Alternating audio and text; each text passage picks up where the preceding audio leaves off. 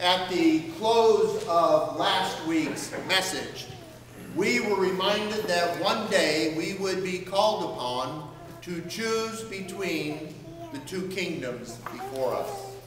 One, a kingdom of this world, and the other, a kingdom that transcends both this world and the world and all of its worldly values. Both kingdoms offer us certain perks. Both kingdoms make demands that the other would see as unreasonable. In today's gospel, John the Baptist is speaking using some outlandish rhetoric. Appearing to play on the fears of the people, he has been telling them that the perks of the earthly kingdom are unattainable, and that its demands will result in pain and suffering they cannot begin to understand. His words would have created as much controversy and as much disdain with the empire as those of Donald Trump today. Like so many so-called prophets that preached messages of hope in those days, John's words would have resonated with those for whom hope had been shaken in both kingdoms. While his emphasis on the perks of the heavenly kingdom he proclaimed and the demands of the earthly kingdom he loathed would pique the interest of many, not everybody would quickly jump on his bandwagon. In today's language, his poll numbers would have been up, and he would have been way out in front of all those other so-called prophets. But the larger majority of the people would not have paid attention to him or his message, thinking he's just a little bit crazy.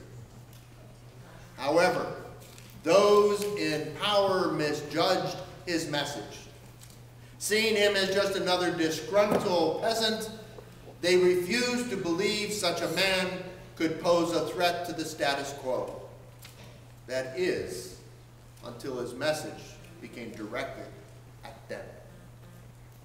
As we heard last week, when those in power are threatened, they counter the threat by trying to demonize it or eliminate it. As popular as John had become, he could not be easily eliminated without upset within the empire. Such upset would cause local repercussions as well as empire-wide disturbance. Israel, while under Roman rule, was still given a degree of autonomy in the way that they ruled. Herod, an Israelite, truly was the ruler of Galilee. But as many who have served in the military will understand this next line, he served at the pleasure of the Roman governor. For the rest of you, that meant, should he upset the Roman governor or the governor become displeased with his actions, a new ruler over Galilee could easily be appointed. Herod knew he was as disposable as those he tried to rule over. So anything or anyone that threatened the perks that he enjoyed was something or someone that needed to be dealt with. And it would be much easier for him to deal with John if John were like so many other so-called prophets of the day, in it for himself. Such people could easily be exposed and discredited, effectively manipulating the people into believing such prophets were a threat to the peace Israel enjoyed while under Roman rule. And let's be real, Rome did keep the peace in that Israel was not constantly at war with their longtime enemies. However, John was different. His message of hope was not centered upon his own actions or his attainment of power. He talked about something or someone that was greater than he. And that it would be this person who brings forth an awareness of real peace, a knowledge and a visibility to prosperity, and an end to the enslavement the people had come to see as the new norm. John's message was about doing what was right, not just for oneself, but for the community too. The demands of choosing the kingdom that John proclaimed were not obedience decree. They were not about giving up what you worked hard for. Or were they about feeding the coffers of the empire? They were about respecting one another, exhibiting integrity in their actions and dealings with one another, and caring for those in real need. His message reminded the people and the powers to be, both religious and secular, that they were in this together. And as a result, they had a responsibility to and for one another. And they also shared a responsibility to God, the one who gave the many blessings, the many perks that they enjoy. Such a message gives hope to those where there is none. But to those who enjoy the perks of the earthly world, such a message is like a virus. A virus that they know can and will infect almost everyone. And they know that rebellion is the product of such an infection. And rebellion jeopardizes the status quo. Therefore, John is no longer looked at as just another disgruntled peasant. He is now a threat to be dealt with. The question is how? How do they deal with someone who has become so popular with the masses? They can't kill him, because in order to do so, they would make them show Rome and the people that John was a real threat and a wandering prophet whose message is about their responsibility of faith to what Rome viewed as a local god just didn't warrant such a penalty. The only thing that would be an insurrection. And if that happened, both the secular and religious leaders alike, their positions of privilege would be in jeopardy, in danger.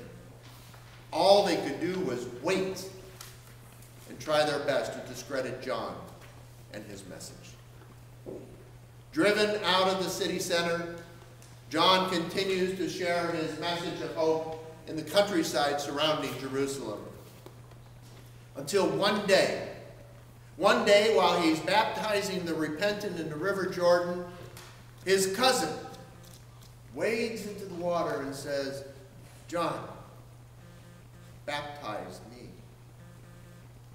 John has known Jesus his whole life. He's always known there is something special about him. And because he knows this, he says to Jesus, "I can't do that. It is you who should be baptizing me."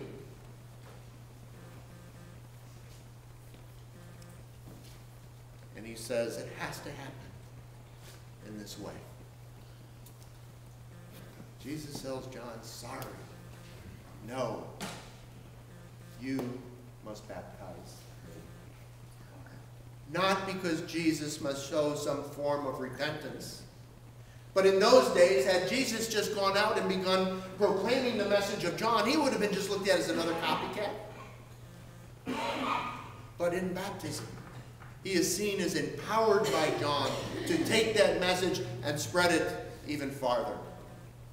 And knowing this, John leaves the safety of Jerusalem's outer rim and confronts Herod directly.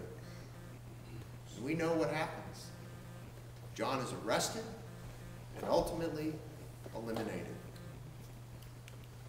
But his message of hope in the fulfillment of God's promise to once again dwell in the midst of God's people, did not die with him.